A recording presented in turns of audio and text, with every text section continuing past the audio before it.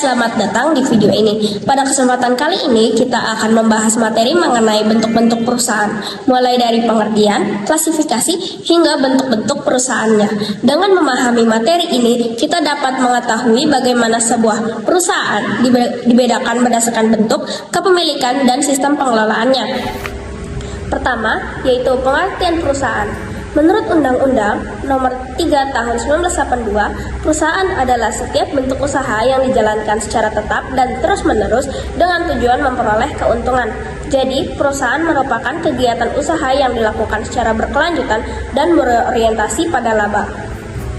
Selanjutnya yaitu klasifikasi perusahaan. Perusahaan dapat diklasifikasikan berdasarkan beberapa hal. Pertama, berdasarkan jumlah pemiliknya, perusahaan dibedakan menjadi perusahaan perseorangan dan perusahaan persekutuan. Kedua, berdasarkan status hukumnya, terdapat perusahaan berbadan hukum dan tidak berbadan hukum. Ketiga, berdasarkan kepemilikan modalnya, dibedakan menjadi perusahaan swasta maupun milik negara. Klasifikasi ini penting karena berkaitan dengan hak, tanggung jawab, dan cara pengelolaan perusahaan. Kita masuk ke bentuk perusahaan yang pertama, yaitu perusahaan dagang. Perusahaan dagang merupakan usaha perseorangan yang dimiliki dan dikelola oleh satu orang, sehingga seluruh keuntungan maupun risiko menjadi tanggung jawab pemilik. Ciri-ciri perusahaan dagang antara lain modal yang relatif kecil, pengelolaan yang sederhana, dan keberlangsungan usaha yang sangat bergantung pada pemiliknya. Selain itu, perusahaan dagang juga memiliki kewajiban seperti melakukan pembukuan, membayar pajak, dan mematuhi peraturan hukum yang berlaku. Keunggulan perusahaan dagang adalah pengambilan keputusan yang lebih cepat dan usaha yang lebih fleksibel. Namun, kelemahannya yaitu modal yang terbatas dan tanggung jawab yang pemilik yang tidak terbatas. Baik, itu tadi pembahasan mengenai pengertian perusahaan, klasifikasinya, dan perusahaan dagang. Selanjutnya akan dilanjutkan dengan pembahasan bentuk perusahaan lainnya. Nah, kali ini kita akan membahas mengenai dua bentuk perusahaan kelompok yang tidak berbadan hukum, yaitu persekutuan perdata dan juga firma. Yang pertama ada persekutuan perdata.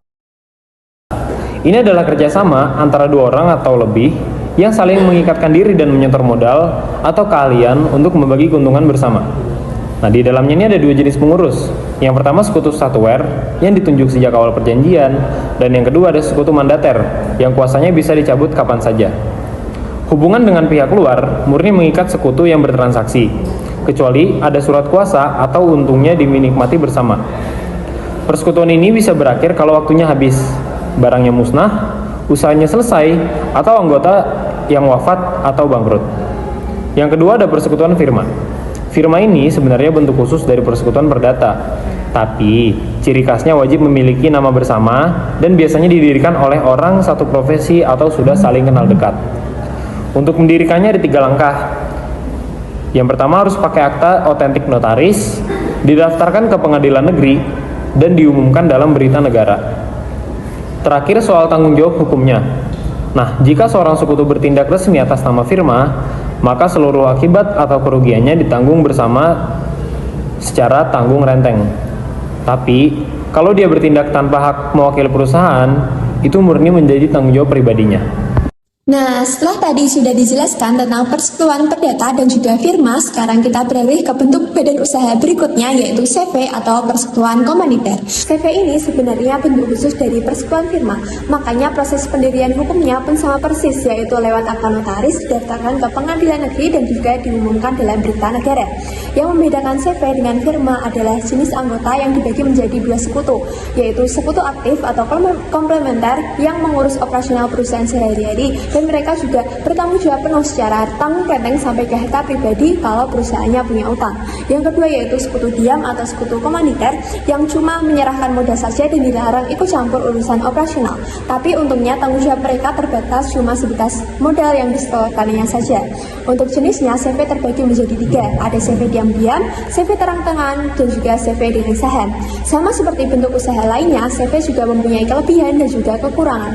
Kelebihan dari CV yaitu manajemen volumenya bisa lebih besar, modal yang dikumpulkan lebih banyak, dan juga pendiriannya relatif mudah.